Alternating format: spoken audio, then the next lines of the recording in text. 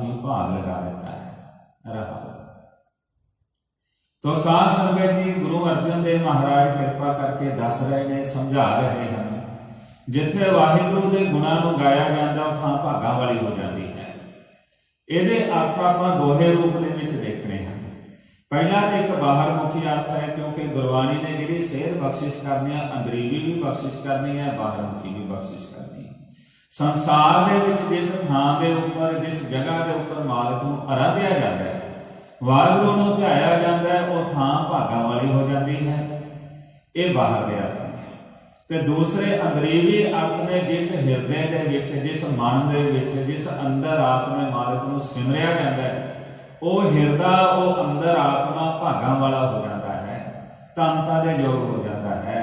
तो मानो मालिक आप ही वाहिगुरू ने फिर सारिया खुशियां उत्थे लै आंदियां। खुशियां किवें लै आंदियां हन? जिवें शेख सादी ने एक वचन लिखा है, इसके प्रथाएं अपनी किताब गुलिस्तां दे विच लिखदा है, कहंदा भी जिथे खुदा नूं याद कीता जांदा उत्थे सारियां बरकतां आ जांदियां हन। किवें आउंदियां हन? वो दसदा है कि जिवें एक बादशाह किते सफर करदा होवे, सफर करते हुए उसके नाल ही उसदियां फौजां चल रही ने, ते फौजां दे खाण पीण के प्रबंध लई कई व्यापारी आपो अपना समान लैके भी नाल चलते हैं कि साडा समान नाल हुंदे विकदा जाएगा। ते कई उत्थे तमाशे करने वाले जां होर मनोरंजन करने वाले भी नाल चल पैंदे हन, तां जो असीं जावांगे जिहड़े सिपाही, जिहड़े व्यापारी घरां तो दूर ने, उन्हां दे मन का मनोरंजन करांगे तो असीं अपने तमाशे आदि दिखावांगे तो सानूं भी उत्थों चंगी इनकम हो जाएगी। तो इहदे नाल नाल कई होर राही भी नाल चल पे, जिथे बादशाह का काफला जा रहा उत्थे डर नहीं, कोई लुट्टण का डर नहीं है, कोई उत्थे किसी तरह की होर कोई विखाते होने का डर नहीं। तो कई लोग नाल चल पे, वो कहते चलो चलिए बादशाह के नाल, आपां नूं रस्ते च कोई भय ना होवेगा। तो शेख सादी लिखदा, कहते जिथों बादशाह लंघिया रौनकां लग गईयां, बाजार सज गए, उत्थे आनंद मंगल हो गए। इदां ही जिथे खुदा नूं याद किया जाता उत्थे खुदा के नाम दीआं जिहड़ियां बरकतां हन, जिहड़ियां बख्शिशां हन, वो सारियां ही आ पहुंचदियां हन।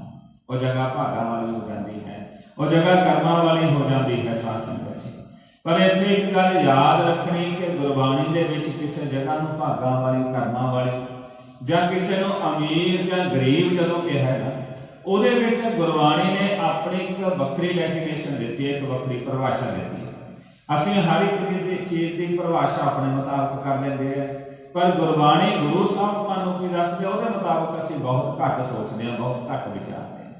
ਤਾਂ ਸੱਚੇ ਪਾਤਸ਼ਾਹ ਬਾਣੀ ਦੇ ਵਿੱਚ ਇਹ ਗੱਲ ਦੱਸਦੇ ਹੈ ਕਿ ਜਦੋਂ ਬਾਹਰ ਮੁਖੀ ਤੁਸੀਂ ਪਸਾਰੇ 'ਚ ਦੇਖੋਗੇ, ਇਹ ਅਰਥ ਉਸ ਰੂਪ ਦੇ ਵਿੱਚ ਨਹੀਂ ਹਨ। ਭਾਗਾਂ ਵਾਲਾ ਕੌਣ ਹੈ, ਬਖਸ਼ਿਸ਼ਾਂ ਵਾਲਾ ਕੌਣ ਹੈ, ਉਜੜਿਆ ਹੋਇਆ ਕੌਣ ਹੈ, ਤਾਂ ਗੁਰੂ ਸਾਹਿਬ ਸੱਚੇ ਪਾਤਸ਼ਾਹ ਦੀ ਇੱਕ ਵੱਖਰੀ ਪਰਿਭਾਸ਼ਾ ਦਿੰਦੇ ਆ, ਤੇ ਉਹਨੂੰ ਆਪਾਂ ਗੁਰੂ ਗ੍ਰੰਥ ਸਾਹਿਬ ਦੀ ਬਾਣੀ 'ਚ ਦਰਸ਼ਨ ਕਰਦੇ ਹਾਂ।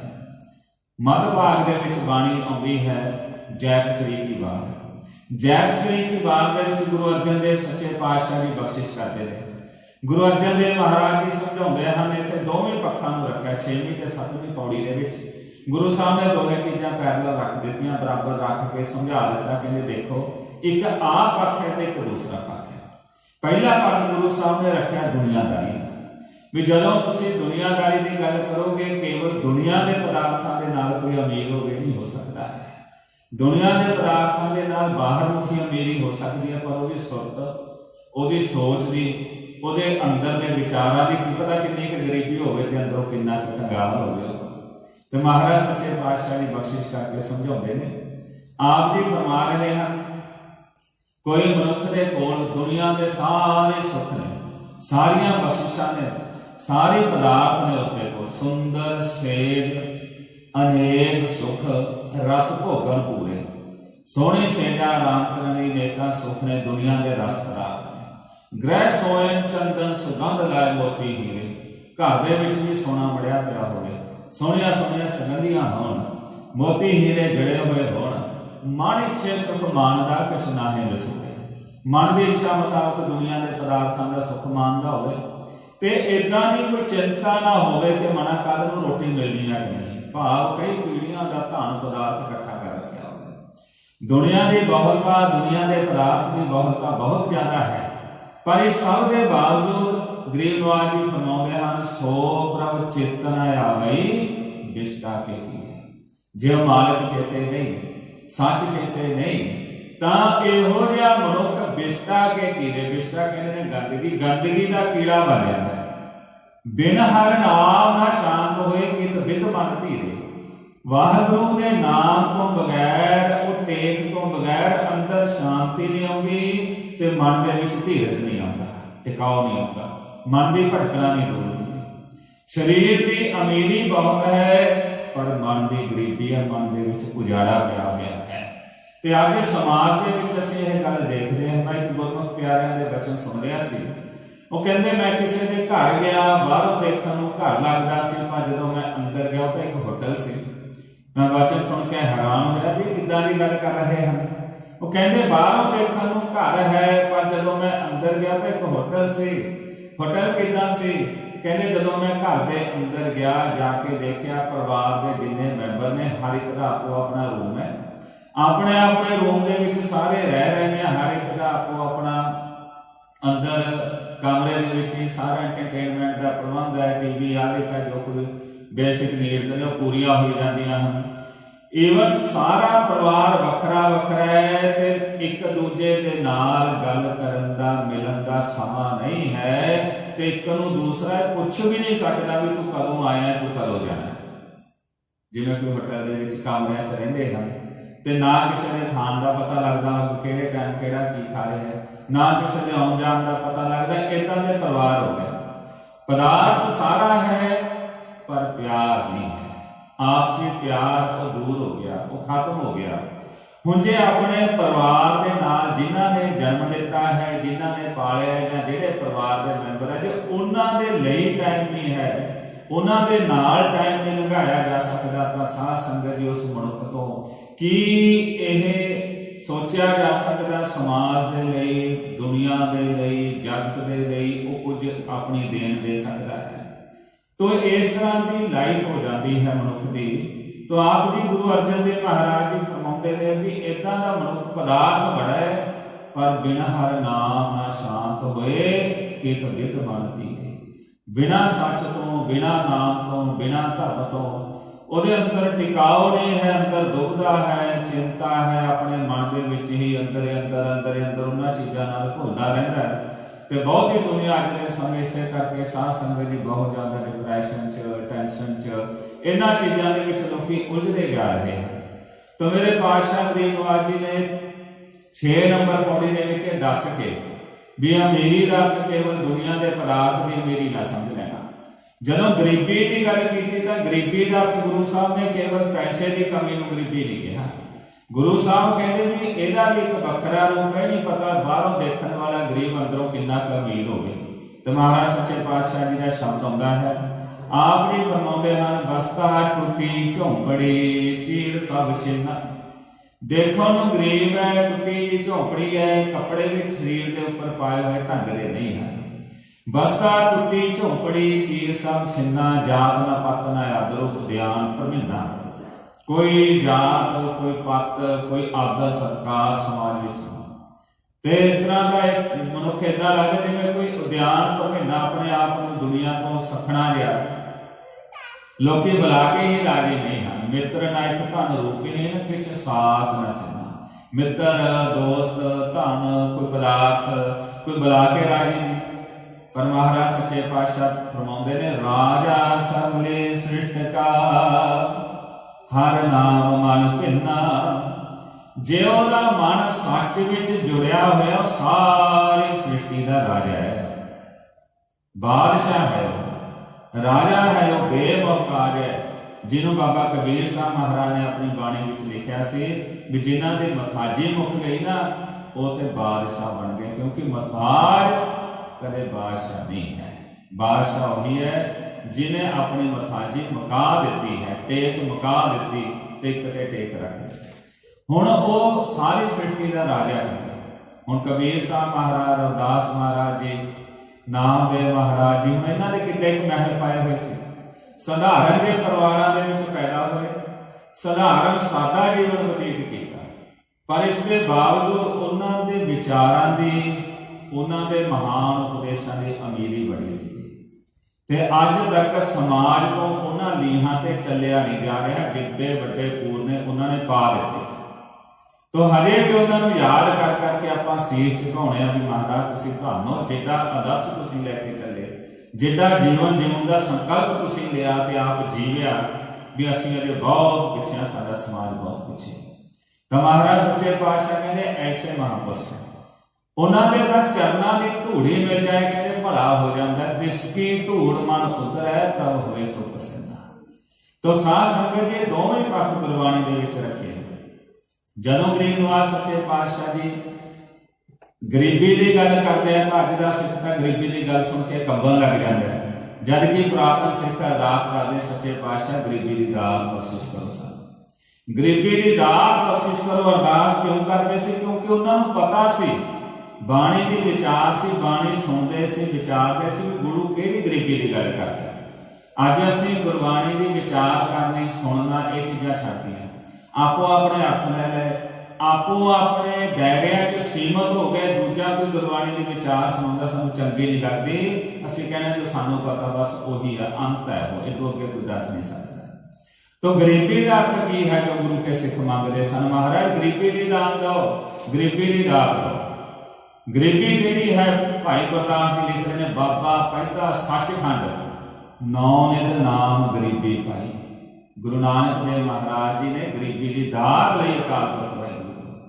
ਗਰੀਬੀ ਦਾ ਅਰਥ ਕੀ ਹੈ? ਗਰੀਬੀ ਦਾ ਅਰਥ ਕੰਗਾਲ ਹੋਣਾ ਨਹੀਂ, ਪੋਵਰਟੀ ਨਹੀਂ ਹੈ ਵੀ ਕੰਗਾਲ ਹੋ ਗਿਆ, ਰੋਟੀ ਪਾਣੀ ਨਹੀਂ ਰਿਹਾ, ਆਹ ਮੰਗਣਾ ਆਪਾਂ ਨੇ। ਗੁਰਬਾਣੀ ਕਿਹੜੀ ਗਰੀਬੀ ਦੀ ਗੱਲ ਕਰਦੀ ਹੈ? ਗੁਰਬਾਣੀ ਕਹਿੰਦੀ ਹੈ ਨਿਮਰਤਾ, ਹੰਬਲ ਹੋ ਜਾਣਾ, ਆਪਣੇ ਅੰਦਰ ਨਿਮਰਤਾ ਆ ਜਾਣੀ। ਮਹਾਰਾਜ ਸਾਨੂੰ ਇਹ ਗਰੀਬੀ ਦੀ ਦਾਤ ਬਖਸ਼ਿਸ਼ ਕਰੋ। ਅਮੀਰੀ ਦਾ ਅਰਥ ਕੀ ਹੈ? ਅਮੀਰੀ ਦਾ ਅਰਥ ਇਹ ਨਹੀਂ ਕਿ ਬਹੁਤ ਪਦਾਰਥ ਇਕੱਠਾ ਹੋ ਜਾਣਾ, ਧਨ ਇਕੱਠਾ ਹੋ ਜਾਣਾ। ਉਹ ਸਾਧ ਸੰਗਤ ਜੀ ਲੋੜਾਂ ਨੇ, ਉਹ ਲੋੜਾਂ ਚੱਲਦੀਆਂ ਰਹਿਣੀਆਂ, ਘਟਦੀਆਂ ਵੱਧਦੀਆਂ ਰਹਿਣੀਆਂ। ਅਮੀਰੀ ਕੀ ਹੈ? ਅਮੀਰੀ ਹੈ ਆਪਣੇ ਮਨ ਦੇ ਵਿੱਚ ਐਡਾ ਮਨ ਵਿਸ਼ਾਲ ਹੋ ਜਾਣਾ ਜਿੱਥੇ ਸਾਧ ਸੰਗਤ ਜੀ ਸਮੁੱਚੀ ਮਨੁੱਖਤਾ ਨੂੰ ਆਪਣਾ ਸਮਝ ਕੇ ਸੇਵਾ ਦੇ ਵਿੱਚ ਲੱਗ ਜਾਣਾ। ਐਸੀ ਅਮੀਰੀ ਜਿਹਨੂੰ ਗੁਰੂ ਸਾਹਿਬ ਸੱਚੇ ਪਾਤਸ਼ਾਹ ਬਾਣੀ ਦੇ ਵਿੱਚ ਫਰਮਾਉਂਦੇ ਹਨ ਕਿ ਇਹ ਜਿਹੜੀ ਅਮੀਰੀ ਆ ਬਾਦਸ਼ਾਹ ਦਾ ਵੀ ਬਾਦਸ਼ਾਹ ਜੀ ਦੇ ਅੰਦਰ ਇਹੋ ਜਿਹੀ ਅਮੀਰੀ ਆ ਗਈ। ਤੋ ਸਾਧ ਸੰਗਤ ਦੀ ਦਰਸ਼ਨ ਕਰੀਏ ਗਰੀਬੀ ਤੇ ਅਮੀਰੀ ਦੇ, ਤੇ ਉਹ ਥਾਂ ਭਾਗਾਂ ਵਾਲੀ ਹੈ ਜਿੱਥੇ ਕੋਈ ਏਦਾਂ ਦੀ ਸੋਚ ਹੋਵੇ, ਜਿਹੜੇ ਪਰਿਵਾਰ ਦੇ ਵਿੱਚ ਪਿਆਰ ਹੈ, ਇੱਕ ਦੂਜੇ ਦਾ ਸਤਿਕਾਰ ਹੈ। ਪੈਸਾ ਦੌਲਤ ਚਾਹੇ ਘੱਟ ਹੋਵੇ, ਅੱਜ ਵੀ ਆਪਾਂ ਉਸ ਸਮਿਆਂ ਨੂੰ ਯਾਦ ਕਰਦੇ ਹਾਂ ਵੀ ਨਹੀਂ ਸੀ ਸਾਡੇ ਕੋਲ ਸਹੂਲਤਾਂ ਤੇ ਪਦਾਰਥ, ਪਰ ਸਾਡੇ ਕੋਲ ਪਿਆਰ ਸੀ। ਉਹ ਚੀਜ਼ ਦੀ ਵੈਲਿਊ ਬਾਅਦ 'ਚ ਪਤਾ ਲੱਗ ਜੋ ਚਲੀ ਜਾਂਦੀ ਹੈ। ਤੇ ਜਦੋਂ ਪੈਸਾ ਪਦਾਰਥ ਆ ਗਿਆ, ਉਹ ਚੀਜ਼ਾਂ ਚਲੀ ਜਾਂਦੀਆਂ, ਫਿਰ ਪਤਾ ਲੱਗਿਆ ਕਿ ਉਹ ਕਿੰਨੀ ਅਮੀਰ ਚੀਜ਼ ਸੀਗੀ ਸਾਡੇ ਕੋਲ। ਜਿਵੇਂ ਬੰਦੇ ਦੇ ਕੋਲੇ ਸਿਹਤ ਹੋਵੇ, ਪੈਸਾ ਨਾ ਹੋਵੇ, ਬੰਦਾ ਪੈਸਾ ਪੈਸਾ ਪੈਸਾ ਪੈਸਾ ਕਰੀ ਜਾਂਦਾ ਹੈ। ਠੀਕ ਹੈ, ਲੋੜਾਂ ਜੇ ਪੂਰੀਆਂ ਕਰਨੀਆਂ ਹੁੰਦੀਆਂ, ਪਰ ਜਿੱਦਣ ਕਿਤੇ ਪੈਸਾ ਆ ਜਾਏ ਪਰ ਸਿਹਤ ਚਲੀ ਜਾਏ, ਸਰੀਰ ਨੂੰ ਕੋਈ ਐਸੀਆਂ ਬਿਮਾਰੀਆਂ ਲੱਗ ਜਾਣ, ਉੱਠਦਿਆਂ ਬਹਿੰਦਿਆਂ ਔਖਾ ਹੋ ਜਾਏ, ਫਿਰ ਬੰਦਾ ਕਹਿੰਦਾ ਵੀ ਪੈਸਾ ਚਾਹੇ ਘੱਟ ਹੀ ਸੀ, ਮੈਂ ਤਾਂ ਉਦੋਂ ਸੁਖੀ ਵੱਧ ਸੀਗਾ। ਤੋ ਅਮੀਰੀ ਤੇ ਗਰੀਬੀ ਦਾ ਪੈਮਾਨਾ ਪੈਸਾ ਨਹੀਂ ਹੈ। ਪੈਸਾ ਦੌਲਤ ਸਾਡੀ ਜ਼ਰੂਰਤ ਹੈ। ਗੁਰੂ ਸਾਹਿਬ ਨੇ ਵੀ ਕਿਹਾ ਸੀਗਾ ਵੀ ਦੌਲਤ ਗੁਜ਼ਰਾਨ, ਇਹ ਸਾਡੀ ਗੁਜ਼ਰਾਨ ਹੈ। ਗੁਜ਼ਾਰੇ ਦੇ ਲਈ ਗੁਰੂ ਸਾਹਿਬ ਨੇ ਇਹ ਵਚਨ ਕੀਤੇ ਹੈ, ਘਾਰ ਖਾਏ ਕੁਛ ਹੱਥੋਂ ਦੇ, ਮਿਹਨਤ ਕਰੋ, ਇਹਦੇ ਤੋਂ ਨਹੀਂ ਰੋਕਿਆ। ਪਰ ਅਸਲ ਗਰੀਬੀ ਤੇ ਅਮੀਰੀ ਕੀ ਹੈ, ਉਹ ਤੁਸੀਂ ਗੁਰੂ ਦੇ ਨਜ਼ਰੀਏ ਤੋਂ ਸਮਝੋ। ਗੁਰੂ ਦੀ ਬਖਸ਼ਿਸ਼ ਕਿੱਥੇ ਹੈ? ਅਸੀਂ ਸੋਚਦੇ ਹਾਂ ਵੀ ਜਿੱਥੇ ਵੱਧ ਪਦਾਰਥ ਹੋਏਗਾ ਉੱਥੇ ਵੱਧ ਬਖਸ਼ਿਸ਼ਾਂ ਹੋਣਗੀਆਂ। ਸਾਧ ਸੰਗਤ ਜੀ, ਗਰੀਬ ਨਿਵਾਜ ਗੁਰੂ ਅਰਜਨ ਦੇਵ ਸੱਚੇ ਪਾਤਸ਼ਾਹ ਮਹਾਰਾਜ ਆਪ ਜੀ ਦਾ ਪਾਵਨ ਸ਼ਬਦ ਚੱਲ ਰਿਹਾ, ਆਪ ਜੀ ਦੇ ਪਵਿੱਤਰ ਇਤਿਹਾਸ ਚੋਂ ਇੱਕ ਪੰਨਾ ਸਾਂਝਾ ਕਰਾਂ। ਪਾਤਸ਼ਾਹ ਜੀ ਸ੍ਰੀ ਅੰਮ੍ਰਿਤਸਰ ਸਾਹਿਬ ਦੀ ਉਸਾਰੀ ਕਰਵਾ ਰਹੇ ਸੀ। ਗਰੀਬ ਨਿਵਾਜ ਜੀ ਆਲੇ ਦੁਆਲੇ ਦੇ ਨਗਰਾਂ ਦੇ ਵਿੱਚ ਜੀਵਾਂ ਦਾ ਉਧਾਰ ਕਰਨ ਜਾਂਦੇ ਨੇ, ਗੁਰਸਿੱਖੀ ਨਾਲ ਜੋੜਨ ਜਾਂਦੇ ਹਨ, ਉਪਦੇਸ਼ ਕਰਦੇ। ਕਈ ਨਗਰਾਂ ਦੇ ਵਿੱਚ ਗੁਰੂ ਸਾਹਿਬ ਜੀ ਜਾਂਦੇ ਜਾਂਦੇ ਤਰਨਤਾਰਨ ਸਾਹਿਬ ਗਏ ਤੇ ਇੱਕ ਹੋਰ ਨਗਰ ਗਏ ਜਿਸ ਦਾ ਨਾਮ ਪਹਿਲਾਂ ਗ੍ਰੰਥਾਂ ਵਿੱਚ ਭੈਣੀ ਲਿਖਿਆ ਹੋਇਆ ਹੁੰਦਾ ਹੈ। ਨਗਰ 'ਚ ਗਏ, ਕੁਝ ਕੁ ਗੁਰਸਿੱਖ ਨਾਲ ਸਨ ਮਹਾਰਾਜ ਜੀ ਦੇ। ਮਹਾਰਾਜ ਸੱਚੇ ਪਾਤਸ਼ਾਹ ਇੱਕ ਸਧਾਰਨ ਜਿਹੇ ਪਰਿਵਾਰ ਦੇ ਘਰ 'ਚ ਰੁਕੇ। ਸਾਦਾ ਜਿਹਾ ਪਰਿਵਾਰ ਜਦੋਂ ਰੁਕਿਆ, ਗੁਰੂ ਸਾਹਿਬ ਨੇ ਕਿਹਾ ਭਾਈ ਆਲੇ ਦੁਆਲੇ ਆਪਣੇ ਗੁਆਂਢੀਆਂ ਨੂੰ ਹੋਰਾਂ ਨੂੰ ਬੁਲਾ ਲਿਆਓ ਤਾਂ ਜੋ ਆਪਾਂ ਗੁਰੂ ਨਾਨਕ ਦੀਆਂ ਬਾਤਾਂ ਕਰ ਸਕੀਏ। ਆਲੇ ਦੁਆਲੇ ਬੁਲਾ ਲਿਆਏ ਤੇ ਨੇੜੇ ਨੇੜੇ ਬਹਿ ਕੇ ਗੁਰੂ ਅਰਜਨ ਦੇਵ ਮਹਾਰਾਜ ਜੀ ਉਪਦੇਸ਼ ਕਰਨ ਲੱਗੇ। ਹੁਣ ਗੁਰੂ ਅਰਜਨ ਦੇਵ ਮਹਾਰਾਜ ਸੱਚੇ ਪਾਤਸ਼ਾਹ ਜੀ ਉਪਦੇਸ਼ ਕਰ ਰਹੇ ਨੇ ਤੇ ਜਿਹੜੀ ਘਰ ਦੇ ਵਿੱਚ ਮਾਈ ਹੈ ਮਾਈ ਨੇ ਸੋਚਿਆ ਵੀ ਸੱਚੇ ਪਾਤਸ਼ਾਹ ਜੀ ਆਏ ਨੇ ਤੇ ਗੁਰੂ ਸਾਹਿਬ ਨੇ ਦੱਸਿਆ ਵੀ ਥੋੜਾ ਸਮਾਂ ਅਸੀਂ ਰੁਕਣਾ, ਫਿਰ ਅਗਲੇ ਨਗਰਾਂ 'ਚ ਜਾਣਾ ਤੇ ਬਣਾਵਾਂ ਕੁਝ। ਮਹਾਰਾਜ ਨੂੰ ਘਰੇ ਆਏ ਨੇ, ਕੋਈ ਨਾ ਕੁਝ ਪ੍ਰਸਾਦ ਪਾਣੀ ਛਕਾਵਾਂ।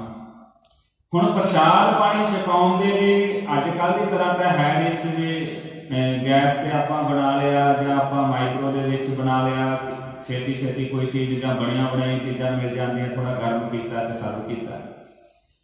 ਉਹਨਾਂ ਸਮਿਆਂ ਦੇ ਵਿੱਚ ਚੁੱਲ੍ਹਿਆਂ 'ਚ ਅੱਗ ਬਾਲਣੀ ਪੈਂਦੀ, ਚੁੱਲ੍ਹਿਆਂ 'ਚ ਵੀ ਅੱਗ ਬਾਲਣ ਦਾ ਤਰੀਕਾ ਹੁੰਦਾ ਸੀ, ਕਿਉਂ ਅੱਜ ਕੱਲ੍ਹ ਦੀ ਤਰ੍ਹਾਂ ਮਾਚਿਸ ਡੱਬੀ ਤੇ ਹੁੰਦੀ ਨਹੀਂ ਸੀ ਵੀ ਚਲੋ ਬਾਲ ਲਈ ਅੱਗ। ਤੇ ਮਾਈਆਂ ਬੀਬੀਆਂ ਭੈਣਾਂ ਇੱਕ ਪਾਥੀ ਇੱਕ ਗੋਹਾ ਚੁੱਲ੍ਹੇ ਦੇ ਵਿੱਚ ਦੱਬ ਕੇ ਰੱਖਦੀਆਂ ਸੀ, ਤਾਂ ਜੋ ਸ਼ਾਮ ਨੂੰ ਜਦੋਂ ਅੱਗ ਮਚਾਉਣੀ ਆ ਥੋੜੇ ਜਿਹੇ ਉੱਤੇ ਪਤਲੇ ਡੱਕੇ ਲਗਾ ਕੇ ਉਹਨੂੰ ਦੁਬਾਰਾ ਫੂਕ ਮਾਰ ਕੇ ਫਿਰ ਉਹਨੂੰ ਅੱਗ ਨੂੰ ਮਗਾਇਆ ਜਾਏ। ਹੁਣ ਮਾਈ ਨੇ ਕੀ ਕੀਤਾ, ਕਹਿੰਦੀ ਜੇ ਤਾਂ ਮੈਂ ਅੱਗ ਵਾਲੀ ਧੂਆਂ ਹੋ ਜਾਣਾ, ਗੁਰੂ ਸਾਹਿਬ ਨੇ ਵੀ ਕਹਿਣਾ ਵੀ ਭਾਈ ਖੇਚਲ ਕਿਉਂ ਕੀਤੀ, ਸਮਾਂ ਵੀ ਲੱਗ ਜਾਣਾ ਤੇ ਜੇ ਮੈਂ ਨਹੀਂ ਕੁਝ ਛਕਾਉਂਦੀ ਤਾਂ ਮੇਰੇ ਮਨ ਦੀ ਭਾਵਨਾ ਰਹਿ ਜੂ ਵੀ ਸੱਚੇ ਪਾਤਸ਼ਾਹ ਆਏ ਨੇ, ਗੁਰੂ ਕੀ ਸੰਗਤ ਆਈ ਹੈ ਤੇ ਮੈਂ ਗੁਰੂ ਸਾਹਿਬ ਨੂੰ ਕੁਝ ਛਕਾਇਆ ਨਾ। ਤੇ ਬਣਾਉਣ ਦਾ ਵੀ ਬਹੁਤ ਲੰਮਾ ਚੌੜਾ ਪ੍ਰੋਸੀਜਰ ਸੀ, ਉਹਨਾਂ ਸਮਿਆਂ ਦੇ ਵਿੱਚ ਕਿੰਨਾ ਟਾਈਮ ਲੱਗ ਜਾਂਦਾ ਸੀ। ਤਾਂ ਮਾਈ ਨੇ ਕੀ ਕੀਤਾ, ਸਾਧ ਸੰਗਤ ਜੀ ਜਿਹੜਾ ਗੋਹਾ ਚੁੱਲ੍ਹੇ ਦੇ ਵਿੱਚ ਅੱਗ ਦੱਬੀ ਹੋਈ ਸੀ ਨਾ ਉਹਨੂੰ ਕੱਢ ਕੇ ਤੇ ਹੋਰ ਅੱਗ ਨਹੀਂ ਬਾਲੀ, ਉਹਦੀ ਛੰਨਾ ਰੱਖ ਕੇ ਵਿੱਚ ਦੇਸੀ ਘਿਓ ਪਾਇਆ। ਜਿਹੜੇ ਸਵੇਰ ਦੇ ਪ੍ਰਸਾਦੇ ਬਣੇ ਸੀ ਨਾ ਇੱਕ ਦੋ ਬਚੇ ਹੋਏ, ਉਹੀ ਪ੍ਰਸਾਦੇ ਵਿੱਚ ਚੂਰ ਕੇ ਸ਼ੱਕਰ ਪਾ ਕੇ ਉਹ ਚੂਰੀ ਜੀ ਕੁੱਟ ਲਈ, ਉਸਨੇ ਚੋਲਾ ਕਹਿ ਲੈਂਦੇ ਉਸਨੂੰ, ਚੂਰੀ ਕੁੱਟ ਲਈ ਤੇ ਚੂਰੀ ਕੁੱਟ ਕੇ ਪਿੰਨੀਆਂ ਬਣਾ ਲਈਆਂ, ਸੰਨੇ 'ਚ ਰੱਖ ਲਈਆਂ। ਮਹਾਰਾਜ ਸੱਚੇ ਪਾਤਸ਼ਾਹ ਜੀ ਨੇ ਜਦੋਂ ਉਪਦੇਸ਼ ਕੀਤਾ ਜਾਣ ਲੱਗੇ ਗੁਰੂ ਸਾਹਿਬ ਦੇ ਸਾਹਮਣੇ ਕਰਤਾ, ਮਹਾਰਾਜ ਜੀ ਪ੍ਰਸਾਦ ਗਰੀਬ ਮਾਂ ਸੱਚੇ ਪਾਤਸ਼ਾਹ ਮਹਾਰਾਜ ਜੀ ਨੇ ਉਹ ਮਾਈ ਦਾ ਪਿਆਰ ਨਾਲ ਬਣਾਇਆ ਹੋਇਆ ਪ੍ਰਸ਼ਾਦ ਛਕਿਆ, ਇੰਨੇ ਪ੍ਰਸੰਨ ਹੋਏ, ਕਹਿੰਦੇ ਮਾਈ ਇਹ ਤਾਂ ਬੜਾ ਹੀ ਸਵਾਦ ਚੋਲਾ ਤਿਆਰ ਕੀਤਾ ਤੂੰ, ਬੜਾ ਸਵਾਦ ਚੋਲਾ। ਚੋਲਾ ਮਤਲਬ ਜਿਵੇਂ ਪੰਛੀਆਂ ਨੂੰ ਚੋਗਾ ਪਾਈਦਾ, ਬੰਦੇ ਜਿਹੜਾ ਖਾਂਦੇ ਨੂੰ ਚੋਲਾ ਵੀ ਕਹਿ ਲੈਂਦੇ ਆ, ਪਨੀਰੀ ਵੀ ਕਹਿ ਲੈਂਦੇ ਆ, ਚੂਰੀ ਵੀ ਕਹਿ ਲੈਂਦੇ ਆ, ਕਈ ਤਰ੍ਹਾਂ ਦੇ ਨਾਮ ਵੱਖਰੇ ਵੱਖਰੇ ਆ ਜਾਂਦੇ ਆ। ਤੇ ਮਹਾਰਾਜ ਸੱਚੇ ਪਾਤਸ਼ਾਹ ਨੇ ਜਿਹੜਾ ਵਚਨ ਕੀਤਾ, ਫਿਰ ਉੱਥੇ ਇੱਕ ਸ਼ਬਦ ਉਚਾਰਨ ਕੀਤਾ ਧਨਾਸਰੀ ਰਾਗ ਦੇ ਵਿੱਚ, ਹਰ ਨਾਮ ਧਨ ਸੰਚਨ ਹਰ ਨਾਮ ਭੋਜਨ, ਇਹ ਨਾਨਕ ਕੀਨੋ ਚੋਲਾ। ਤੇ ਉਹ ਅਸਥਾਨ ਦਾ ਨਾਮ ਹੀ ਚੋਲਾ ਸਾਹਿਬ ਹੈ ਜਿੱਥੋਂ ਆਪਾਂ ਦਰਸ਼ਨ ਕਰਦੇ ਹਾਂ, ਪੰਜਵੇਂ ਪਾਤਸ਼ਾਹ ਦਾ ਸਥਾਨ। ਤੋ ਸਾਧ ਸੰਗਤ ਜੀ ਅਮੀਰੀ ਪੈਸੇ ਦੀ ਨਹੀਂ ਹੁੰਦੀ ਹੈ, ਉਹ ਆਪਣੀਆਂ ਲੋੜਾਂ ਪੂਰੀਆਂ ਕਰਨ ਲਈ ਹੁੰਦਾ ਪੈਸਾ, ਉਹਦੇ ਲਈ ਚਲੋ ਆਪਾਂ ਸਾਰੀ ਮਿਹਨਤ ਕਰਦੇ ਹਾਂ। ਅਮੀਰੀ ਹੈ ਬੰਦੇ ਦੇ ਅੰਦਰਲੇ ਪਿਆਰ ਦੀ, ਅਮੀਰੀ ਹੈ ਗੁਰੂ ਦੇ ਅੰਦਰਲੀ ਸ਼ਰਧਾ ਕਿਹੋ ਜਿਹੀ ਹੈ, ਸਾਡੇ ਅੰਦਰਲੀ ਭਾਵਨਾ ਕਿਹੋ ਜਿਹੀ, ਅਸੀਂ ਕਿਹੜੀ ਭਾਵਨਾ ਲੈ ਕੇ ਚੱਲ ਰਹੇ ਹਾਂ। ਤੇ ਜਿਹੜਾ ਉਹ ਗੁਰੂ ਦੀਆਂ ਬਖਸ਼ਿਸ਼ਾਂ ਲੈਂਦੀਆਂ ਨਾ, ਉਹ ਭਾਵਨਾ ਬਖਸ਼ਿਸ਼ਾਂ ਲੈਂਦੀ ਹੈ, ਉਹ ਅੰਦਰਲਾ ਪਿਆਰ ਬਖਸ਼ਿਸ਼ਾਂ ਲੈਂਦਾ ਹੈ। ਤੇ ਜਿਨ੍ਹਾਂ ਦੇ ਅੰਦਰ ਉਹ ਪਿਆਰ ਬਣ ਜਾਂਦਾ, ਗੁਰੂ ਸਾਹਿਬ ਸੱਚੇ ਪਾਤਸ਼ਾਹ ਜੀ ਕਹਿ ਰਹੇ ਨੇ ਵੀ ਸਮਝ ਲਓ ਉਹ ਹਿਰਦੇ ਧੰਤਾ ਦੇ ਲੋਕ ਨੇ, ਉਹ ਦਿਲ, ਉਹ ਮਨ, ਉਹ ਸੋਚ, ਜਿਨ੍ਹਾਂ ਦੇ ਅੰਦਰ ਏਦਾਂ ਦੀ ਸੋਚ ਬਣ ਗਈ ਨਾ, ਉਹ ਧੰਤਾ ਦੇ ਲੋਕ। ਜੇ ਇਹੋ ਜਿਹੀ ਸੋਚ ਨਹੀਂ ਬਣਦੀ ਤਾਂ ਜਿੱਥੋਂ ਸ੍ਰੀ ਗੁਰੂ ਗ੍ਰੰਥ ਸਾਹਿਬ ਦੀ ਬਾਣੀ ਰਾਗਾਂ ਦੇ ਵਿੱਚ ਸ਼ੁਰੂ ਹੁੰਦੀ ਹੈ, ਪਹਿਲਾ ਰਾਗ ਹੈ ਸ਼੍ਰੀ ਰਾਗ, ਤੇ ਉਹਦਾ ਪਹਿਲਾ ਹੀ ਸ਼ਬਦ ਹੈ ਸ਼੍ਰੀ ਰਾਗ, ਪਹਿਲਾ ਰਾਗ ਹੈ ਤੇ ਪਹਿਲਾ ਹੀ ਸ਼ਬਦ ਗੁਰੂ ਨਾਨਕ ਸਾਹਿਬ ਨੇ ਇਸੇ ਪ੍ਰਥਾਏ ਲਿਖਿਆ। ਗੁਰੂ ਸਾਹਿਬ ਜੀ ਫਰਮਾਉਂਦੇ ਨੇ, ਮੋਤੀ ਤਾਂ ਮੰਦਰ ਉਸਰੈ ਰਤਨੀ ਤਾਂ ਹੋਏ ਜੜਾਓ, ਕਸਤੂਰ ਕੁੰਕੂ ਅਗਰ ਚੰਦਨ ਲੀਪ ਆਵੇ ਚਾਓ। ਸੋਹਣੇ ਸੋਹਣੇ ਮੋਤੀਆਂ ਜਿਹੜੇ ਮਹਿਲ ਨੇ, ਸਾਰਾ ਕੁਝ, ਸਾਰੀਆਂ ਸਹੂਲਤਾਂ ਨੇ, ਉਹਨਾਂ ਨੂੰ ਦੇਖ ਕੇ ਮਨ 'ਚ ਇੱਕ ਵਾਰੀ ਏਦਾਂ ਵੀ ਹੁੰਦਾ ਬਹੁਤ ਵਧੀਆ ਜੀ, ਪਰ ਮਹਾਰਾਜ ਕਹਿੰਦੇ ਮਤਾਂ ਕੇ ਮਤ ਦੇਖ ਭੂਲਾਂ ਵਿਸਰੈ ਤੇਰਾ ਚਿੱਤ ਨਾ ਆਵੇ। ਮਤਾਂ ਕਿ ਮੈਂ ਇਹਨਾਂ ਨੂੰ ਦੇਖ ਕੇ ਭੁੱਲੇ ਜਾਵਾਂ, ਤੈਨੂੰ ਤੇਰੇ ਨਾਮ ਤੋਂ ਟੁੱਟ ਜਾ। ਮਹਾਰਾਜ ਫੇਰ ਕੀ ਹੋ ਗਿਆ ਜੇ ਨਾਮ ਤੋਂ ਟੁੱਟ ਕੇ ਫੇਰ ਕੀ ਹੋ ਜਾਣਾ। ਗਰੀਬ ਨਵਾਜ ਗੁਰੂ ਨਾਨਕ ਸਾਹਿਬ ਫਰਮਾਉਂਦੇ ਨੇ, ਹਰ ਦਿਨ ਜੀਓ ਜਲ ਬਲ ਜਾਓ। ਜਦੋਂ ਟੁੱਟ ਜਾਈਦਾ ਹੈ ਅੰਦਰ ਦਾ ਹਿਰਦਾ ਮਨ ਸੜਿਆ ਬਲਿਆ ਰਹਿੰਦਾ, ਫਿਰ ਵਿੱਚ ਖੁਸ਼ੀ ਨਹੀਂ ਹੈ। ਮੈਂ ਆਪਣਾ ਗੁਰ ਪੂਛ ਦੇਖਿਆ ਅਵਰ ਨਾਹੀ ਥਾ, ਮੈਂ ਆਪਣੇ ਗੁਰੂ ਨੂੰ ਪੁੱਛ ਕੇ ਦੇਖ ਲਿਆ, ਹੋਰ ਕੋਈ ਰਸਤਾ ਹੈ ਹੀ ਨਹੀਂ ਜਿੱਥੇ ਜਾ ਕੇ ਆਨੰਦ ਤੇ ਖੁਸ਼ੀ ਮਿਲੇਗੀ। ਉਹ ਮਿਲਣੀ ਹੀ ਉਦੋਂ ਹੈ ਜਦੋਂ ਆਪਾਂ ਜੁੜ ਜਾਂਦੇ ਆਪਣੇ ਸੋਨੇ ਦੇ ਨਾਲ।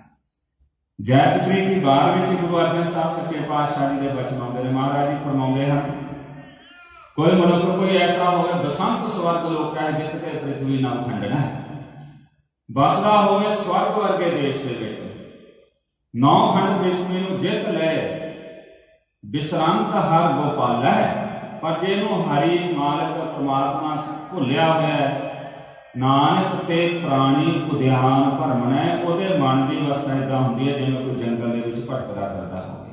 ਐਂ ਮਨ ਭਟਕਣਾ ਦੇ ਵਿੱਚ ਪਿਆ ਰਹਿੰਦਾ, ਭਟਕਦਾ ਹੋਇਆ ਜੰਗਲ ਦੇ ਵਿੱਚ ਮਨੁੱਖ ਰਾਹ ਲੱਭਦਾ ਨਾ ਵੀ ਕਿੱਧਰ ਨੂੰ ਜਾਵਾਂ, ਕਿੱਧਰ ਨੂੰ ਨਿਕਲਾਂ, ਕੋਈ ਜਾਨਵਰ ਨਾ ਮੈਨੂੰ ਖਾ ਜਾਏ, ਕੋਈ ਹੋਰ ਨਾ ਮੈਨੂੰ ਖਾ ਜਾਏ, ਡਰ ਹੁੰਦਾ ਅੰਦਰ। ਇਦਾਂ ਹੀ ਚਾਹੇ ਦੁਨੀਆ ਦੇ ਪਦਾਰਥ ਬਹੁਤ ਨੇ ਪਰ ਅੰਦਰੋਂ ਇੱਕ ਭਟਕਣਾ ਤੇ ਅੰਦਰਲਾ ਡਰ ਉਹਦਾ ਕਦੇ ਦੂਰ ਨਹੀਂ ਹੋ ਸਕਦਾ। ਇਸੇ ਕਰਕੇ ਆਪਾਂ ਇੰਡੀਆ ਦੇ ਵਿੱਚ ਆਪਣੇ ਬਹੁਤੇ ਲੀਡਰ ਇਦਾਂ ਦੇ ਹੈ, ਇੰਨਾ ਡਰ ਹੈ ਅੰਦਰ ਉਹਨਾਂ ਲੋਕਾਂ ਦੇ, ਇੰਨੀ ਜ਼ਿਆਦਾ ਸਿਕਿਉਰਿਟੀ ਰੱਖਦੇ ਹੈ ਕਿ ਹਰ ਇੱਕ ਟਾਈਮ ਇੱਕ ਡਰ ਦੇ ਵਿੱਚ ਜਿਉਂਦੇ ਆ ਲੋਕ, ਕਿਉਂਕਿ ਉਹ ਇੱਕ ਹੋਰ ਤਰ੍ਹਾਂ ਦਾ ਜੀਵਨ ਬਤੀਤ ਕਰ ਰਹੇ ਨੇ ਉਸ ਚੀਜ਼ ਦੇ ਵਿੱਚ ਆ ਕੇ। ਤਾਂ ਮਹਾਰਾਜ ਸੱਚੇ ਪਾਤਸ਼ਾਹ ਗੁਰੂ ਅਰਜਨ ਦੇਵ ਜੀ ਅੱਜ ਦੇ ਅੰਮ੍ਰਿਤ ਬਚਨਾਂ 'ਚ ਇਹ ਦੋਵੇਂ ਪੱਖ ਸਾਹਮਣੇ ਰੱਖ ਰਹੇ ਨੇ। ਭਾਈ ਇੱਕ ਇਹੋ ਜਿਹਾ ਜੀਵਨ ਹੁੰਦਾ ਹੈ, ਇੱਕ ਇਹੋ ਜਿਹਾ ਜੀਵਨ ਹੈ। ਇੱਕ ਗੁਰੂ ਦੀ ਮੱਤ ਅਨੁਸਾਰ ਜੀਵਨ ਹੈ, ਇੱਕ ਆਪਣੀ ਮੱਤ ਦੇ ਅਨੁਸਾਰ ਜੀਵਨ ਹੈ। ਗੁਰੂ ਦੀ ਮੱਤ ਅਨੁਸਾਰ ਜੀਵਨ ਜਿਹੜਾ ਹੈ ਦੁਨੀਆ ਦੇ ਪਦਾਰਥ ਵੀ ਹੈ, ਜਿਹਨੂੰ ਆਪਾਂ ਬਚਨ ਕਹਿੰਦੇ ਤਨ ਮਨ ਧਨ ਸਭ ਸੌਂਪ ਗੁਰ ਕੋ। ਇਹਦਾ ਮਤਲਬ ਇਹ ਨਹੀਂ ਵੀ ਪੈਸਾ ਪਾ ਕੇ ਜੀ ਕਿਤੇ ਗੁਰਦੁਆਰੇ ਦੀ ਸੇਵਾ ਚ ਵੀ ਉੱਥੇ ਦੇਤਾ ਜੀ, ਉੱਥੇ ਸੇਵਾ ਕਰ ਲਈ ਜੀ, ਉੱਥੇ ਇਦਾਂ ਨਹੀਂ ਹੈ। ਇਹਦਾ ਮਤਲਬ ਹੈ ਤਨ ਤੇਰਾ, ਇਹਦੇ ਤੋਂ ਤੂੰ ਦੋਹੇ ਕੰਮ ਲੈ ਸਕਦਾ, ਵਿਸ਼ੇ ਵਿਕਾਰ ਵੀ ਕਮਾ ਸਕਦਾ, ਸੇਵਾ ਵੀ ਕਰ ਸਕਦਾ। ਤੂੰ ਗੁਰੂ ਤੋਂ ਮੱਤ ਲੈ ਲੈ ਵੀ ਮੈਂ ਕਿਹੜੇ ਪਾਸੇ ਸਰੀਰ ਲਾਵਾਂ ਜਿੱਥੋਂ ਤੰਦਰੁਸਤ ਵੀ ਰਹੇ ਤੇ ਮੈਨੂੰ ਲੱਗੇ ਵੀ ਹਾਂ ਭਾਈ ਬੰਦੇ ਦੀ ਜੂਨ ਚਾਹ ਮੈਂ ਚੰਗਾ ਕੀਤਾ। ਮਨ ਦਾ ਅਰਥ ਕੀ ਹੈ? ਮਨ ਮਾੜੀ ਸੋਚ ਵੀ ਸੋਚ ਸਕਦਾ, ਕਿਸੇ ਦਾ ਨੁਕਸਾਨ ਹੋਵੇ, ਕਿਸੇ ਦਾ ਕੁਝ ਹੋਵੇ, ਚਿੰਤਾ ਫਿਕਰਾਂ ਚ ਪੈ। ਮਨ ਦੇ ਵਿੱਚੋਂ ਸੇਵਾ ਤੇ ਸਿਮਰਨ ਦੇ ਸੰਕਲਪ, ਦੂਜਿਆਂ ਨੂੰ ਆਪ ਜੁੜਨ ਤੇ ਜੋੜਨ ਦੇ ਸੰਕਲਪ, ਦੂਜੇ ਦਾ ਹੀ ਭਲਾ ਕਿੱਦਾਂ ਹੋਵੇ ਇਦਾਂ ਦੇ ਸੰਕਲਪ ਨਿਕਲ ਸਕਦੇ ਆ। ਤੂੰ ਮਨ ਦੀ ਇਹੋ ਜਿਹੀ ਘਾਟ ਕਿਵੇਂ ਘੜੀ ਜਾਏ? ਇਹ ਗੁਰੂ ਨੂੰ ਸੌਂਪ ਦੇ, ਗੁਰੂ ਘੜ ਕੇ ਦੇ ਦੇਗਾ ਤੈਨੂੰ। ਧਨ ਦੇ ਨਾਲ ਵਿਸ਼ੇ ਵਿਕਾਰ ਵੀ ਕਮਾਏ ਜਾ ਸਕਦੇ ਆ, ਦੂਜੇ ਦਾ ਨੁਕਸਾਨ ਵੀ ਕੀਤਾ ਜਾ ਸਕਦਾ ਹੈ। ਇਸੇ ਧਨ ਨਾਲ ਸੇਵਾ ਵੀ ਹੋ ਸਕਦੀ ਹੈ, ਇਸੇ ਧਨ ਦੇ ਨਾਲ ਕਿਸੇ ਦਾ ਭਲਾ ਵੀ ਹੋ ਸਕਦਾ ਹੈ। ਜਦੋਂ ਕਹਿੰਦਾ ਤਨ ਮਨ ਧਨ ਸਭ ਸੌਂਪ ਗੁਰ ਕੋ, ਇਹਦਾ ਮਤਲਬ ਹੈ ਵੀ ਇਹਨਾਂ ਚੀਜ਼ਾਂ ਨੂੰ ਕਿੱਦਾਂ ਯੂਜ਼ ਕਰਨਾ। ਇਹ ਜਿਹੜੀ ਤੂੰ ਚੀਜ਼ ਹੈ ਇਹ ਗੁਰੂ ਨੂੰ ਸੌਂਪ ਦੇ, ਗੁਰੂ ਫਿਰ ਉਹ ਤੈਨੂੰ ਸੁਧਾਰ ਕੇ ਦੇਗਾ ਵੀ ਇਹਨਾਂ ਨੂੰ ਜੇ ਇਸ ਤਰੀਕੇ ਨਾਲ ਯੂਜ਼ ਕਰੇਗਾ ਤੇਰੇ ਸਫਲ ਹੋ ਜਾਣੇ ਹੈ। ਤੋ ਇਹਦਾ ਪੰਕਤੀ ਦਾ ਅਰਥ ਹੈ ਹੁਕਮ ਮੰਨਿਆ ਭਾਈ ਹੈ, ਪਰ ਜਿਹੜਾ ਹੁਕਮ ਗੁਰੂ ਕਰਦੇ ਆ ਉਹਨੂੰ ਮੰਨ, ਉਹਨੂੰ ਫੋਲੋ ਕਰ ਤੇ ਫਿਰ ਤੈਨੂੰ ਅਸਲ ਚੀਜ਼ ਦੀ ਪ੍ਰਾਪਤੀ ਹੋਏਗੀ। ਤੋ ਗੁਰੂ ਤੋਂ ਸਿੱਖਣਾ ਹੁੰਦਾ ਹੈ, ਗੁਰਬਾਣੀ ਤੋਂ ਸਿੱਖਣਾ। ਗੁਰਬਾਣੀ ਦਾ ਪਾਠ ਆਪਾਂ ਇਸ ਲਈ ਕਰਨਾ, ਸਮਾਂ ਹੋ ਚੁੱਕਿਆ ਮੈਂ ਸੰਖੇਪ ਕਰਾਂ। ਗੁਰਬਾਣੀ ਦਾ ਪਾਠ ਇਸ ਲਈ ਨਹੀਂ ਹੁੰਦਾ ਹੈ ਕਿ ਆਪਾਂ ਕਹੀਏ ਮੈਂ ਇੰਨੇ ਪਾਠ ਕਰ ਦਿੱਤੇ, ਮੈਂ ਇੰਨੇ ਪਾਠ ਕਰ ਦਿੱਤੇ। ਠੀਕ ਹੈ, ਗੁਰਬਾਣੀ ਜਦੋਂ ਆਪਾਂ ਪੜ੍ਹਨੀ ਸਿੱਖਦੇ ਹਾਂ ਉਹਨੂੰ ਸਰਲ ਕਰਨਾ ਪੈਂਦਾ ਹੈ। ਜੇ ਆਪਾਂ ਨੂੰ ਸਰਲ ਨਹੀਂ ਹੋਏਗੀ, ਇੱਕ ਪੰਕਤੀ ਆਪਾਂ ਪੜ੍ਹ ਲਈ, ਦੂਜੀ ਪੰਕਤੀ ਦੇ ਆਪਾਂ ਤੋਂ ਅੱਖਰ ਜੋੜੇ ਨਹੀਂ ਜਾ ਰਹੇ, ਉਹਦੇ ਤੋਂ ਆਪਾਂ ਅਰਥ ਕੀ ਸਿੱਖਾਂਗੇ ਜੇ ਤਾਂ ਆਪਾਂ ਤੋਂ ਅੱਖਰ ਹੀ ਨਹੀਂ ਜੋੜੇ ਜਾ ਰਹੇ। ਤੇ ਤੀਜੀ ਪੰਕਤੀ, ਚੌਥੀ ਪੰਕਤੀ, ਤੋ ਉਹਨੂੰ ਸਰਲ ਕਰਨ ਲਈ ਵਾਰੀ-ਵਾਰੀ ਪੜ੍ਹਨਾ ਜ਼ਰੂਰੀ ਹੈ। ਪਰ ਗੁਰਬਾਣੀ ਨੂੰ ਪੜ੍ਹ ਕੇ ਗੁਰਬਾਣੀ ਤੋਂ ਆਪਾਂ ਜੋ ਗੁਰਬਾਣੀ ਮੈਸੇਜ ਦੇ ਰਹੀ ਹੈ, ਜੋ ਸਾਨੂੰ ਦੱਸ ਰਹੀ ਹੈ, ਉਹ ਮੈਸੇਜ ਵੀ ਲੈਣਾ ਹੁੰਦਾ ਗੁਰਬਾਣੀ ਤੋਂ। ਜੋ ਮੈਸੇਜ ਲੈ ਰਹੇ ਇੱਕ ਮੀਨਸ ਕਿ ਸਾਡਾ ਪੜ੍ਹਨਾ ਸਫਲਾ ਹੋ ਰਿਹਾ, ਅਦਰਵਾਈਜ਼ ਤੇ ਆਪਾਂ ਬਸ ਪੜ੍ਹੀ ਜਾ ਰਹੇ ਹਾਂ, ਆਪਾਂ ਦੇਖ ਨਹੀਂ ਰਹੇ। ਜਿਵੇਂ ਸੜਕ ਤੇ ਲਿਖਿਆ ਹੋਵੇ ਗੱਡੀ 90 ਦੀ ਜਾਂ 100 ਦੀ ਸਪੀਡ ਤੇ ਚਲਾਉਣੀ ਹੈ, ਪਰ ਆਪਾਂ 140 ਲੈ ਚੱਲੀਏ ਤੇ ਉਹ ਫਿਰ ਆਪਣੀ ਗਲਤੀ ਹੋਏਗੀ ਵੀ ਲਿਖਿਆ ਪੜ੍ਹੀ ਜਾ ਰਹੇ ਹਾਂ ਪਰ ਉਹਨੂੰ ਫੋਲੋ ਨਹੀਂ ਕਰ ਰਹੇ, ਫਿਰ ਉਹਦਾ ਕੋਈ ਨੁਕਸਾਨ ਦੇ ਜ਼ਿੰਮੇਵਾਰ ਆਪਾਂ ਹੋ ਜਾਵਾਂਗੇ। तो केवल पढ़ना नहीं, पढ़ना है सरल करने लिए अभ्यास करना, पर उन्होंने पढ़ के जो गुरबाणी का मैसेज है उन्होंने अपने अंदर लेके आने का यत्न करना। तो गुरु के प्यारे सतगुरु जी समझा रहे हैं वो थां धनता दे योग है जिथे गुरु परमात्मा के गुण गाए जाते हैं, भाव वो हिरदा वो मन ते उत्थे समझ लो वाहिगुरु ने अपन बख्शिशा करके उन्होंने मना च खुशी ते आनंद वसा दिता है जिन्हों ने रस्ते को बनाया है। सो आओ अगले बंद विच जो गुरु साहब बख्शिश कर रहे हैं सरवण करिए जी। बिपत तहां जहां हर सिमरन नाहि, कोट आनंद जह हर गुण गाहि। जिथे वाहिगुरु जी का सिमरन नहीं है उत्थे ही बिपत्या है, उत्थे बिपता पई हुंदी है। ते जिथे मालक दे गुण गाए जाते हैं उत्थे कोट आनंद करोड़ा ही आनंद बन जाते हैं। जिथे बिपता है सिमरन नहीं उत्थे बिपता है, भाव जिथे कोई रब का भै रखने वाला परमात्मा की कोई गल समझाउण ते कोई करन, कोई धर्म वाला बंदा, कोई दया वाला बंदा, कोई रबी गुण वाला बंदा नहीं है, उत्थे तां साध संगत जी मनुख घिर जांदा भी मैं की करा। पर जिथे कोई रबी गुणा वाले हुंदे हन उन्हां दे विच बगाना भी बंदा उन्होंने भी वो अपने लगते भाई नहीं इत्थे मेरी मदद भी हो सकती है, सेवा भी हो सकती है, इत्थे मेरी कोई लोड़ भी पूरी हो सकती है, तो उत्थे आनंद बन जाता है। ਹਰ ਵਿਸਰੈ ਦੁਖ ਰੋਗ ਕਨੇਰੇ, ਪ੍ਰਭ ਸੇਵਾ ਜਮ ਲੱਗੈ ਨ ਨੇਰੇ। ਮਾਲਕ ਨੂੰ ਭੁਲਾਇਆ ਤੇ ਬਹੁਤ ਦੁੱਖ ਅਤੇ ਰੋਗ ਵਿਆਪ ਜਾਂਦੇ ਹਨ। ਮਾਨਸਿਕ ਦੁੱਖ ਤੇ ਰੋਗ ਜੋ ਜ਼ਿਕਰ ਆਪਾਂ ਪਹਿਲਾਂ ਕਰ ਲਿਆ। ਮਨ ਦੇ ਦੁੱਖ ਜਿਹੜੇ ਹਨ ਉਹ ਚਿੰਤਾ, ਡਿਪਰੈਸ਼ਨ, 16 ਸੈਤੀ ਦਿਨ ਗਿਆ, ਦੁੱਖਾਂ ਸੈਤੀ ਰਾਤ। ਤੇ ਉੱਦਾਂ ਬਾਬਾ ਫਰੀਦ ਸਾਹਿਬ ਜੀ ਦੇ ਜਿਹੜੇ ਬਚਨ ਨੇ ਵੀ ਦਿਨ ਦੇ ਵਿੱਚ ਵੀ ਦੁੱਖ, ਰਾਤ ਨੂੰ ਚਿੰਤਾ ਦੀਆਂ 16 ਵੱਜਦੀਆਂ ਰਹੀਆਂ, ਤੋ ਇਹਦੇ ਵਿੱਚ ਹੀ ਆਪਣਾ ਸਮਾਂ ਲੰਘ ਗਿਆ। ਇਹ ਚੀਜ਼ਾਂ ਜਿਹੜੀਆਂ ਨੇ ਜਦੋਂ ਮਨ ਦੇ ਵਿੱਚ ਰੱਬ ਤੇ ਟੇਕ ਆ ਜਾਂਦੀ, ਇਹ ਚੀਜ਼ਾਂ ਨਿਕਲ ਜਾਂਦੀਆਂ ਨੇ ਸਾਧ ਸੰਗਤ ਜੀ। ਤੇ ਵਾਹਿਗੁਰੂ ਦੀ ਸੇਵਾ ਨਾਲ ਇੰਨਾ ਆਨੰਦ ਬਣ ਜਾਂਦਾ ਕਿ ਮੌਤ ਦਾ ਭੈ ਵੀ ਮਨੁੱਖ ਨੂੰ ਨਹੀਂ ਰਹਿੰਦਾ, ਕਿਉਂਕਿ ਇਨਸਾਨ ਮਹਿਸੂਸ ਕਰਦਾ ਹੈ ਮੈਂ ਆਪਣੇ ਜੀਵਨ ਨੂੰ ਸਫਲਾ ਕੀਤਾ ਹੈ ਤੇ ਉਹ ਆਪਣੀ ਲਾਈਫ ਤੋਂ ਸੈਟੀਸਫਾਈਡ ਹੁੰਦਾ ਹੈ। ਸੋ ਵਡਭਾਗੀ ਨਿਹਚਲ ਥਾਨ, ਜਹ ਜਪੀਐ ਪ੍ਰਭ ਕੇਵਲ ਨਾਮ। ਉਹ ਵੱਡੇ ਭਾਗਾਂ ਵਾਲੇ ਹਨ, ਉਹਨਾਂ ਦਾ ਹਿਰਦਾ ਟਿਕਾਓ ਵਿੱਚ ਰਹਿੰਦਾ ਹੈ ਜਿੱਥੇ ਮਾਲਕ ਦੇ ਨਾਮ ਦੀ ਟੇਕ ਰੱਖੀ ਜਾਂਦੀ ਹੈ। ਜਹ ਜਾਈਐ ਤੈ ਨਾਲ ਮੇਰਾ ਸੁਆਮੀ, ਨਾਨਕ ਕੋ ਮਿਲਿਆ ਅੰਤਰ ਜਾਮੀ। ਗੁਰੂ ਅਰਜਨ ਦੇਵ ਜੀ ਬਖਸ਼ਿਸ਼ ਕਰਦੇ ਹਨ, ਮੇਰੇ ਮਾਲਕ ਦੀ ਉਹਦੇ ਗੁਣ ਗਾਉਣੇ, ਸੇਵਾ ਕਰਨੀ ਜਾਂ ਆਪਣੇ ਤਨ ਨੂੰ ਮਨ ਨੂੰ ਸਫਲਾ ਕਰਨਾ, ਇਹਦੇ ਲਈ ਕਿਤੇ ਵਿਸ਼ੇਸ਼ ਥਾਵਾਂ ਤੇ ਦੌੜਨ ਦੀ ਲੋੜ ਨਹੀਂ ਹੈ। ਜਹ ਜਾਈਏ ਜ਼ਿੰਦਗੀ ਦੇ ਵਿੱਚ ਵਿਚਰਦੇ ਹੋਏ ਜਿੱਥੇ ਵੀ ਆਪਾਂ ਜਾਂਦੇ ਹਾਂ, ਤੈਂ ਨਾਲ ਮੇਰਾ ਸੁਆਮੀ, ਮੇਰਾ ਮਾਲਕ ਉੱਥੇ ਹੀ ਨਾਲ ਹੈ, ਕਿਉਂ ਸਾਰਾ ਸੰਸਾਰ ਉਹਦੇ ਰੂਪ ਹੈ ਸਾਧ ਸੰਗਤ ਜੀ। ਪਰ ਸਿੱਖ ਧਰਮ ਇਹ ਗੱਲ ਨਹੀਂ ਕਹਿੰਦਾ ਕਿ ਕਿਸੇ ਇੱਕ ਚੀਜ਼ ਤੇ ਹੱਥ ਰੱਖ ਕੇ ਤੁਸੀਂ ਕਹੋ ਆਹ ਰੱਬ ਹੈ। ਨਹੀਂ, ਸਮੁੱਚੇ ਰੂਪ ਦੇ ਵਿੱਚ ਸਰਗੁਣ ਸਰੂਪ ਪਰਮਾਤਮਾ ਦਾ ਇਹ ਸਾਰਾ ਜਗਤ ਹੈ। ਤੋ ਜਿੱਥੇ ਵੀ ਜਾਈਏ ਉਹ ਨਾਲ ਹੀ ਨਾਲ ਹੈ, ਕਿਤੇ ਵੀ ਕੋਈ ਵੀ ਸੇਵਾ ਕਰਕੇ ਲਾਹਾ ਲਿਆ ਜਾ ਸਕਦਾ ਹੈ। ਨਾਨਕ ਤੋਂ ਮਿਲਿਆ ਅੰਤਰਜਾਮੀ। ਨਾਨਕ ਨੂੰ ਗੁਰੂ ਅਰਜਨ ਸਾਹਿਬ ਆਪਣੇ ਨਾਮ ਦੇ ਨਾਲ, ਗੁਰੂ ਨਾਨਕ ਸਾਹਿਬ ਦੇ ਨਾਮ ਦੀ ਮੋਹਰ ਛਾਪ ਲਾ ਕੇ ਕਹਿ ਰਹੇ ਨੇ, ਸਾਨੂੰ ਤਾਂ ਮਿਲ ਗਿਆ ਹੈ ਭਾਈ, ਜਿਹੜਾ ਸਾਰਿਆਂ ਦੇ ਅੰਦਰ ਦੀ ਜਾਣਨ ਵਾਲਾ ਹੈ, ਸਾਨੂੰ ਤਾਂ ਮਿਲ ਗਿਆ। ਉਹਨੂੰ ਆਪ ਗੁਰੂ ਸਾਹਿਬ ਰਿਅਲਾਈਜ਼ ਕਰ ਰਹੇ ਨੇ, ਮਾਣ ਰਹੇ ਨੇ ਉਸ ਚੀਜ਼ ਨੂੰ, ਤੇ ਕਹਿੰਦੇ ਵੀ ਸਾਨੂੰ ਤਾਂ ਮਿਲ ਗਿਆ ਹੈ। ਜਦੋਂ ਤੁਸੀਂ ਜੁੜ ਜਾਓਗੇ ਤੁਸੀਂ ਵੀ ਕਹੋਗੇ ਜਿੱਥੇ ਜਾਂਦੇ ਆ ਉੱਥੇ ਹੀ ਹੈ। ਹਰ ਇੱਕ ਥਾਵੇਂ ਸੇਵਾ ਤੇ ਸਿਮਰਨ ਕਰਕੇ ਲਾਹਾ ਲਿਆ ਜਾ ਸਕਦਾ ਹੈ। ਤੋ ਆਓ ਸਾਧ ਸੰਗਤ ਦੀ ਸਮੇਂ ਦੀ ਸਮਾਪਤੀ ਹੈ। ਗੌੜੀ ਰਾਗ ਦੇ ਸ਼ਬਦ ਵਿੱਚ ਗੁਰੂ ਨੇ ਬਖਸ਼ਿਸ਼ ਕੀਤੀ, ਜਿੱਥੇ ਜਪੀਏ, ਜਿੱਥੇ ਸਿਮਰੀਏ, ਜਿੱਥੇ ਆਰਾਧੀਏ, ਗੁਰੂ ਦੀ ਗੱਲ ਨੂੰ ਸਮਝ ਕੇ ਚੱਲੀਏ, ਉੱਥੇ ਹੀ ਸੁਖ ਸ਼ਾਂਤੀ ਤੇ ਆਨੰਦ ਰਸ ਹੈ। ਜਿੱਥੇ ਆਪਾਂ ਟੁੱਟ ਜਾਂਦੇ ਹਾਂ, ਦੂਰ ਚਲੇ ਜਾਂਦੇ ਹਾਂ, ਤਾਂ ਉੱਥੋਂ ਭਟਕਣਾ ਤੇ ਬਹੁਤ ਜ਼ਿਆਦਾ ਮਨ ਦੀਆਂ ਵਿਖਾਦੀਆਂ ਪੈਦਾ ਹੁੰਦੀਆਂ ਨੇ। ਤਾਂ ਗੁਰੂ ਅੱਗੇ ਅਰਦਾਸ, ਸਤਿਗੁਰੂ ਜੀ ਆਪਣੇ ਚਰਨਾਂ ਨਾਲ ਜੋੜ ਕੇ ਰੱਖਣਾ।